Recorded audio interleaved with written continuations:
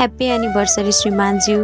आज हजुरले मेरो सिउँदो रङ्गाइदिएर हामी एक भएको दिन, म छोरीबाट बुहारी अनि प्रेमिकाबाट श्रीमती भएको दिन, अर्थात् हामी श्रीमान श्रीमती भएको दिन, मलाई आफ्नो नामसहित मेरो नामको पछाडि थर दिएको दिन, हाम्रो यो सम्बन्धलाई अन्तिम श्वाससम्म पुर्याउनु छ। बितेका नराम्रा पललाई बिर्सिएर राम्रा कुरा साथमा लिई अघि बढ्नु छ। मैले श्रीमानको नाउँमा आमा पछिको दोस्रो भगवान पाएकी छु। धन सम्पत्ति नहोस् केही फरक।